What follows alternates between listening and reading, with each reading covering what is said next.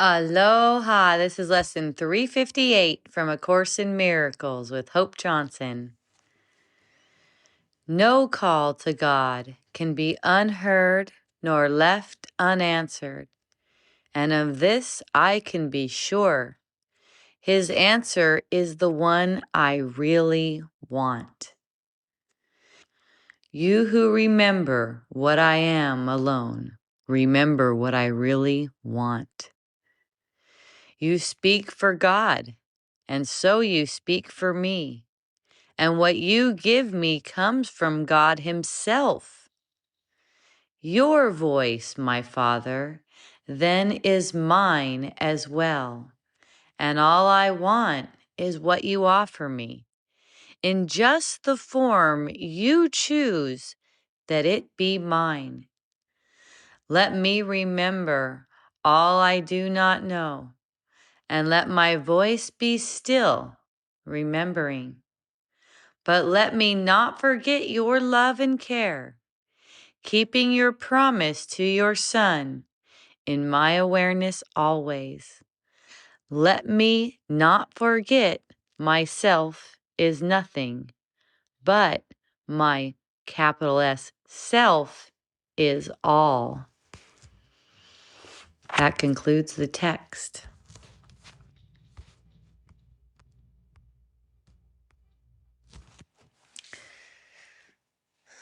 This lesson is meant to help us establish trust, and it will help us establish ultimate trust, complete trust with no exceptions.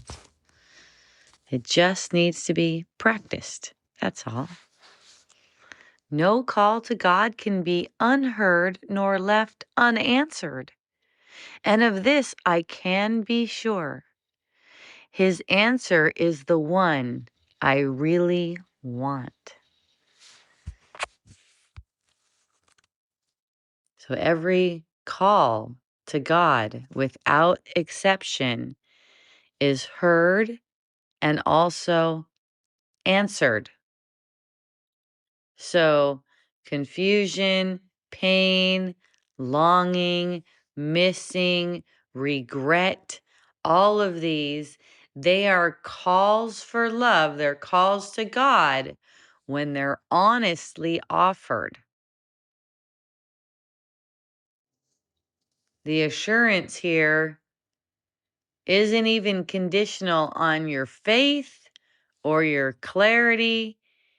It's resting on what God is, God's nature, what God is offering to you all the time. The answer to all of your problems, all of your questions, all of your confusion, all of your pain, God's answer. That's what you truly want.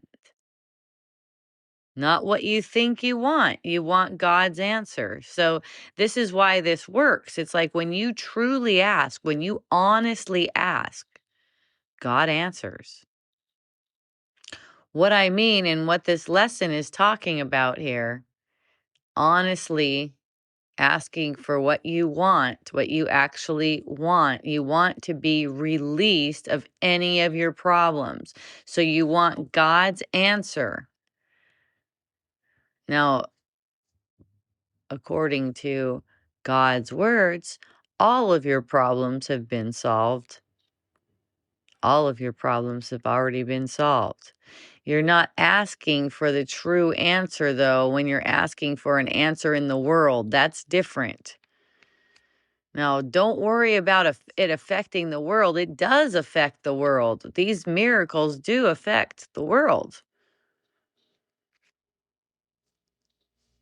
It's a matter of your willingness to see that the truth is true. Because the world that you think you see is an effect of your thinking. This changes your thinking. What you think you want with the ego comes from fear or lack. But what you really want is already known by the one who truly remembers you. And God's given you His voice. That's the Holy Spirit. Let that become the only voice for you. That's God's answer. That meets the deeper need that you have. Even if the surface form looks terrible, God's answer always meets the deeper need. You're never going to be satisfied by form. It's never going to satisfy you.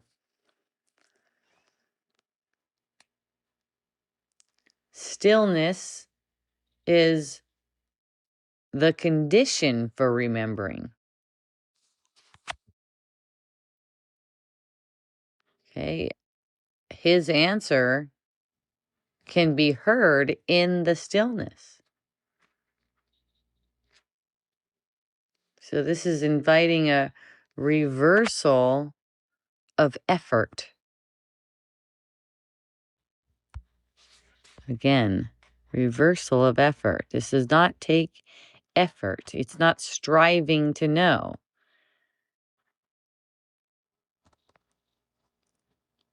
It's allowing what you already know to bubble up. When the voice of the ego grows quiet, that's the voice that you may think is your voice. It speaks to any bit of fear. It's the ego. When the ego's voice, memories, future thinking, all that kind of stuff, you remember when that stuff fades away, quiets down, you let it quiet down, the voice within you, the Holy Spirit's voice, naturally arises. So stillness is not like absence. It's not like you're absent. It's like you're receptive. You're receptive to a different interpretation, another voice. You've been told that all of your problems have been solved. But you have to listen to hear that voice. Meditation is great.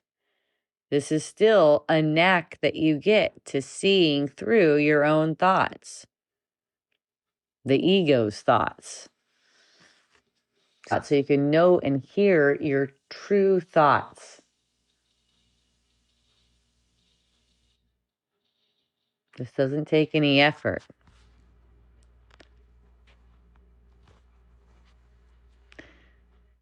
It says, myself is nothing, myself, myself, but myself, capital S self, is all. So this is a correction to the way you've been looking at it, the way the ego looks at it, the small self.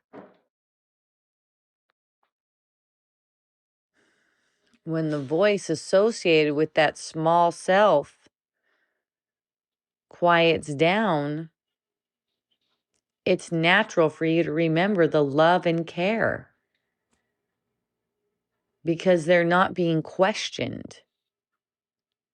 See, the little self that you made, that's propped up kind of to question the truth that you are. It's like, how can you be the Son of God? Look at you. But this is a self that you made for that purpose. Now you can repurpose that. Right? Just being kind to the self that you made. It's actually kind to the self that you made, even to stop listening to the thoughts that are condemning it. When it's not condemned, it's embraced naturally. Love embraces everything, even your illusions.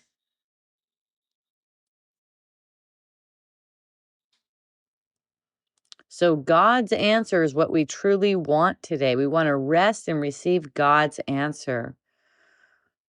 However you picture it, beneath, above, behind, all the thoughts that make up this individual self. Let it rest. See how it rests. When you stop listening to the thoughts that prop it up, it can actually release. So you might begin the day by just saying to yourself, I do not know what I really want, but you do.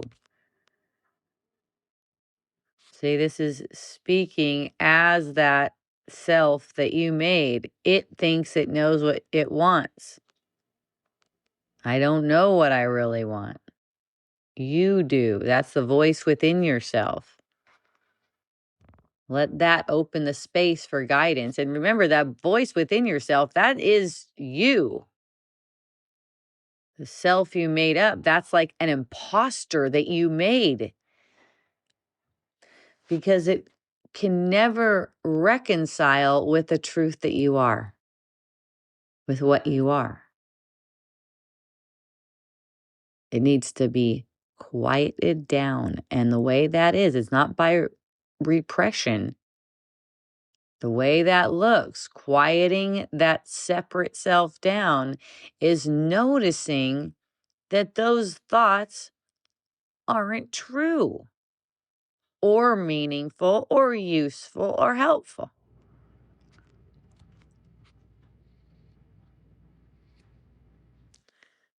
So throughout the day, whenever it seems difficult to make this decision, or any decision on the surface, it seems like it's difficult to make, is just a symbol. Okay, anything like that. It's always a symbol of your difficulty in choosing love over fear. There's no real choice between illusions. When any decision seems difficult to make, it's reflecting something. Choose love. See how that works? You're forgiving the thoughts that are about the separate self. Let's say it's regret in this instance. You're forgiving that regretful thought that says you did something wrong. You didn't like the way that turned out because of the way you did it. Okay, you don't like it.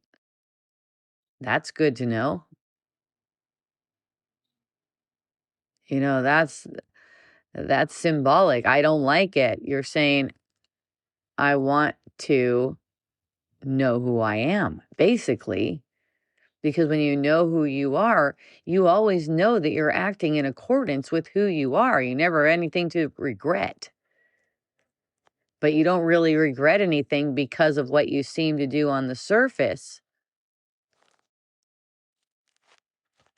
Let's say you didn't pay attention to someone and then they passed away. Now you feel regret that you weren't paying attention. You didn't like that. That's good. Good awareness. Now listen to the voice for God. That regret, it's not pointing to something that should have gone better in the world. The world is a reflection. It's pointing to something that you're doing to yourself that you want to stop doing. You're not really regretful for the reason you think.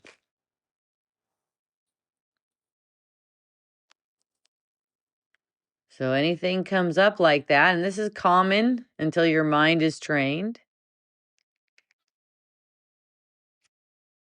remind yourself, this call has already been answered by God. Regret is another call for love. Anything that's not perfect contentment, it's a call for love, and it's already been answered. So allow yourself to receive that. That's natural when you stop listening to ego thoughts because you recognize them as meaningless and unhelpful. And for an evening reflection, you might recall a moment or more than one moment today when what you needed just arrived without strain. A calmness, a sense of release, the right words to speak, or a shift in your perception. See, this is what you truly need. You don't need anything in the world. You need release from the world. Remind yourself, this was the answer I really wanted. Look for that. So here's the progression. You call for love. A call for love is automatic. That's automatic. As soon as there's any strain, that's a call for love. You're trusting that God's voice answers the call. Stillness, not making ego thoughts meaningful. And that leads to your remembrance of what's true. Guidance. You get guidance and peace.